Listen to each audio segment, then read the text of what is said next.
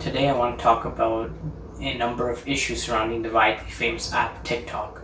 Now, TikTok has absolutely blown up in North America in the past year or so, starting in mid 2019, and now it just has millions of users, hundreds of millions of users in the US and Canada combined. Now, I know that a number of other YouTubers, especially in the commentary community and even some in the tech community, have spoken about this, and this has been, a pretty popular topic within the past week. However, I wanted to give my own thoughts as someone who's done a bunch of machine learning and AI sort of stuff, and I think that would be really helpful for everyone to sort of understand what exactly TikTok is and sort of understand the reasoning behind what the company's sort of doing and how their sort of app is structured or sort of made. So first, I just want to give anyone sort of a quick brief on what the current situation is. So TikTok being massively famous, has millions of users, potentially even reaching almost 1 billion users, maybe even more worldwide. And I believe the last week or so, India actually banned TikTok along with a slew of other Chinese apps made by Chinese companies within the country. And this has been a huge loss for TikTok because I believe it was either the biggest or the second biggest market, representing easily over 200 million users. So that has been pretty huge. On top of that, what intrigued me was actually I shared this sort of Reddit thread about someone who sort of reverse engineered TikTok, and I just want to give my thoughts on that, and I'll link everything I talk about and a bit more down below because I think it's really important for everyone to sort of understand these apps that you're using on an everyday basis. So first, I just want to talk about a couple of general things. So first, I want to touch on Chinese sort of censorship. So within China, there is censorship of the internet, among many other things, imposed by the Chinese Communist Party.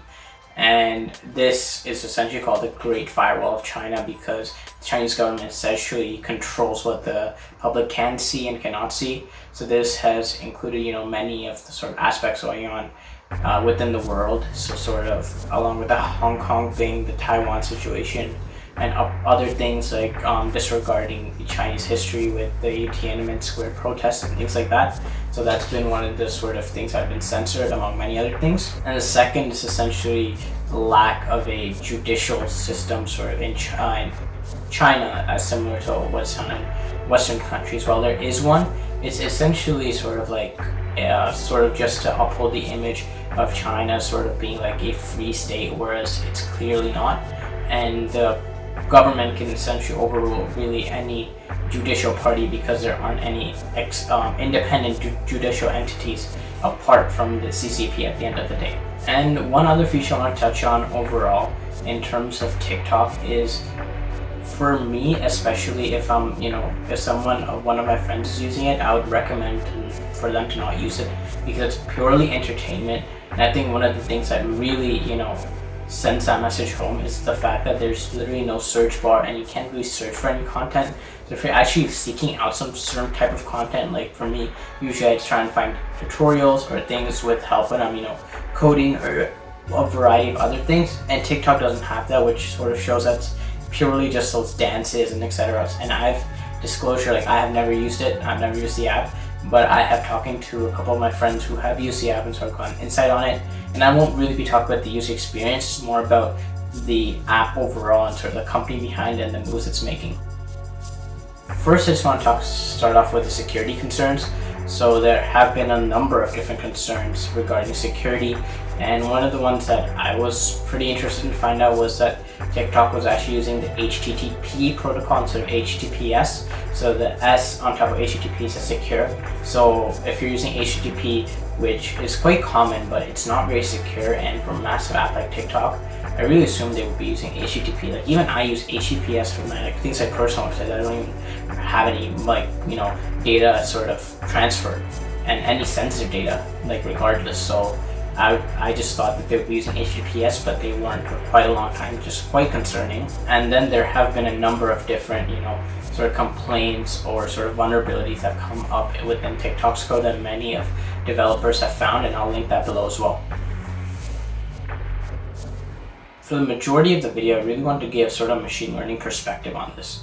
And really what I want to talk about is because TikTok is really the first app, even if you look at, the affiliations with, I guess, China and, coming out of China and the affiliations with the Chinese Communist Party would inevitably sort of have, and the influence it could have over the company's decision making, etc. So the social media, this is like the first social media sort of app that uses artificial intelligence as a primary feature, or like it is the core of the app, right? So obviously other, other social media apps or platforms like YouTube itself, the home feed is using machine learning, so like artificial intelligence essentially, to give you and cater content that is for you. However, it does have things like the search tab, it has things like trending, it has things, you get notification when certain channel posts. So obviously it's a bit more. But however, the core feature for YouTube at the start really wasn't that machine learning algorithm. It really was just subscribing to people and searching up content. However, TikTok, literally, as I mentioned, without the search bar, it's essentially purely the For You page, and even the following essentially is sort of catered content only for you, right? And this is where I think the root of the problem starts, and even like Reddit CEO called it like sort of parasitic or something along those lines. And I sort of definitely understand like what he meant by that, and I hope I can sort of showcase that for you as well. In terms of machine learning or artificial intelligence, how these sort of models work, they're called models, which is essentially sort of the algorithm, and you essentially feed it input data and gives you output data. So in terms of training a model, the more input it has, the better it can provide, and the more accurate output it will give. So it sort of makes sense why TikTok is collecting so much data.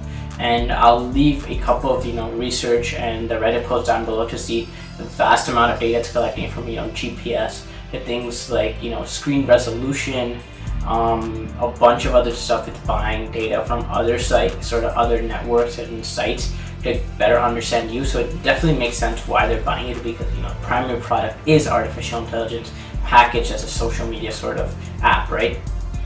And this helps them provide the best sort of model and increase retention for them, because the more addictive it is, essentially, as the artificial intelligence recommends like pretty much the perfect videos, like videos that they recommend you watch, that for the company is a win, right? Even though it's pretty addictive, and I would say it's not quite morally correct for a company. I think that's really what even other companies like YouTube and other companies are going with, sort of providing you, catering this content for you, and intentionally keeping in mind that they want you to spend hours on their app, right? So I think that's quite dangerous in itself. And with TikTok, the AI being the primary feature, definitely makes sense. Now the second thing was sort of one thing that Mark Zuckerberg actually mentioned during his testimony with Facebook, and that really strikes home now, which is he mentioned sort of the data collection Facebook does is, in one aspect, to keep competitiveness in terms of the Chinese competitors. So what he sort of meant by that, and which is really highlighted by TikTok, is that Chinese apps are collecting a lot of data, and since the Chinese government doesn't have very strong enforcement of these data privacy laws, or especially when it comes to collecting data for Chinese companies, they don't really enforce those. So really what it ends up is that these Chinese companies have tons of data, and really in the AI game, whoever has data wins, right? Because these models and these algorithms in themselves are not unique. Literally, you can make it, right? Anyone can make it if you have a data set. And these data sets, or these collections of data, are really being gathered and collected by these apps like TikTok.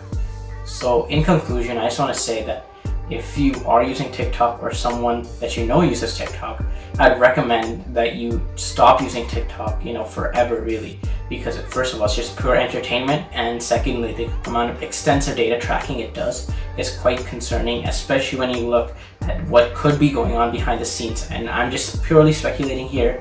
However, it's probably a good guess that the CCP could just request for the data, and the company would have to oblige to give it even if they don't want to, right? Because of the authoritarian state.